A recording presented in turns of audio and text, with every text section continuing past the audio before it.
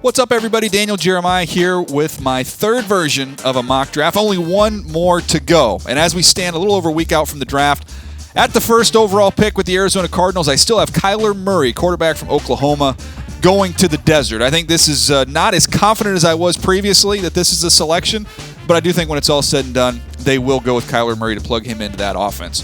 With the second overall pick, San Francisco 49ers have them going edge rusher Nick BOSA. I know they added D Ford, but I think BOSA will be an excellent complement on the opposite side with DeForest Buckner rushing inside. With the third pick, the New York Jets taking Ed Oliver. A little bit of a surprise pick here for the Jets, but remember, defensive coordinator Greg Williams was in Los Angeles with Aaron Donald, so he gets somebody to play that same role for the Jets defense. At number 4, the Oakland Raiders defensive tackle Quinnen Williams. Could see this as possibly a trade-out scenario. They need help all over this defense, but Quinnen Williams would be too good to pass up. At number 5, Tampa Bay Buccaneers, they go edge rusher Josh Allen. Adding Allen to the mix, put him on the opposite side as Jason Pierre-Paul, and they can get after some very good quarterbacks in that division. With the 6th pick, the New York Giants go quarterback Daniel Jones. A little bit of a surprise here. A lot of talk about the Giants waiting till pick 17 for a quarterback. My theory, if you love a quarterback, to take him at 17, why risk it? Just take him at 6. Number 7, Jacksonville offensive tackle Jawaan Taylor. His physical style fits this Jaguars offense, a team that wants to run the football and help protect new quarterback Nick Foles. Number 8, the Detroit Lions go guard Jonah Williams. The Lions have spent a lot of draft capital on that offensive line. They continue to go back one more time in an effort to help Matthew Stafford. Number 9, the Buffalo Bills tight end TJ Hockenson from Iowa. Hockenson, the most complete tight end in the draft. He'll help the run game there in Buffalo, as well be an asset in the passing game for Josh Allen. Number 10, the Denver Broncos linebacker Devin White. See, the Broncos have done a lot of work on quarterbacks, but eventually I think they just play it out with Joe Flacco, and they go get another player on defense to help. At number 11, Cincinnati quarterback Dwayne Haskins. Haskins, a very intriguing player. Could see him going at 6 to the Giants. I do not think he gets by the Cincinnati Bengals right here at number 11. Number 12, Green Bay linebacker Devin Bush. I think you're going to see both of the linebackers, both Devins, go early in this draft. It is a huge drop-off after those two, and Green Bay decides to get another need later and secure one of the best linebackers.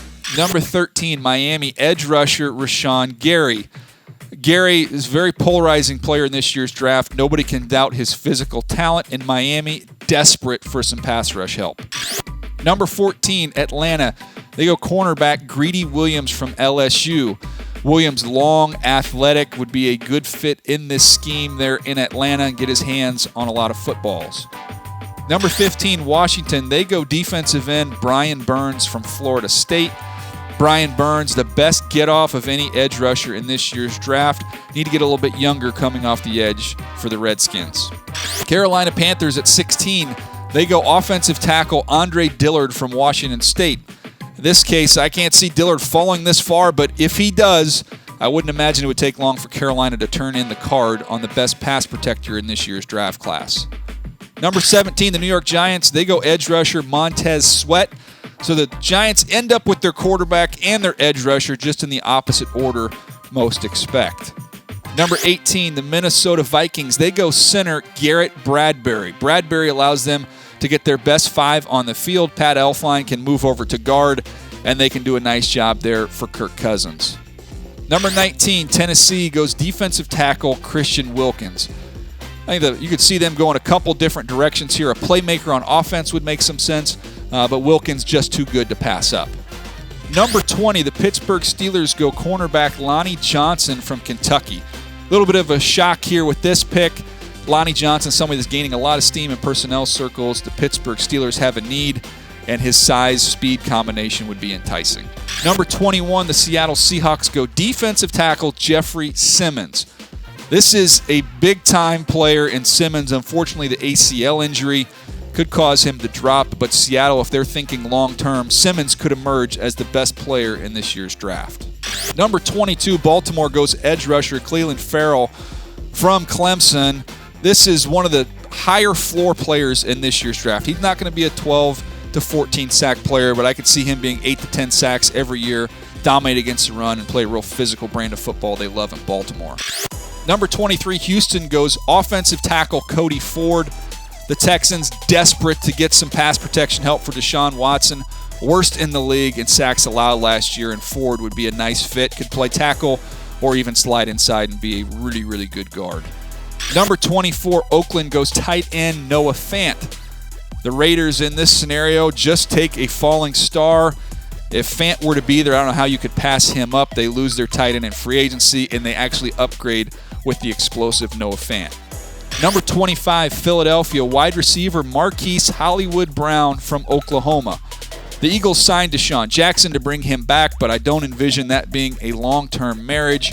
Marquise Brown is a burner. Set the top off the defense. Would be a nice fit there with Carson Wentz moving forward. Number 26, Indianapolis Colts go safety Jonathan Abram from Mississippi State. He'd be the perfect complement player to the safety they already have in Malik Hooker, allowing Jonathan Abram to play close to the line of scrimmage and Hooker to be on the back end playing over the top. Number 27, the Oakland Raiders go guard Chris Lindstrom from Boston College. A little bit of a surprise here, but Lindstrom, very athletic, excellent quickness in the run game, and somebody that's gaining steam in personnel rooms around the league. Number 28, the Los Angeles Chargers select Rock Ya-Sin from Temple. Ya-Sin, to me, is one of the best corners in this year's draft class. Can play press, can play off, gets his hands on a lot of footballs in an area of need for this Chargers squad. Number 29, the Kansas City Chiefs. They select cornerback Byron Murphy from Washington. Murphy might lack ideal height, weight, speed, but he's very instinctive with outstanding ball skills and a much-needed position for the Chiefs. Number 30, the Green Bay Packers, quarterback Drew Lock from Missouri. A little bit of a shock here with the Packers going quarterback, but once upon a time they had a 35-year-old Brett Favre and decided to find his eventual replacement in Aaron Rodgers. Now they have a 35-year-old Aaron Rodgers and find his eventual replacement in Drew Lock. At 31, the Los Angeles Rams select guard Elgton Jenkins from Mississippi State. Jenkins can play center, guard. Some even believe he could play tackle. I see him sliding right in as a day one starting guard, but that versatility will allow the Rams to get their best 5 linemen on the field. At number 32, the New England Patriots select defensive tackle Dexter Lawrence from Clemson. Lawrence is a dominant run defender, something that Bill Belichick will always value, and somebody that has upside as a pass rusher that we didn't get a chance to see at Clemson.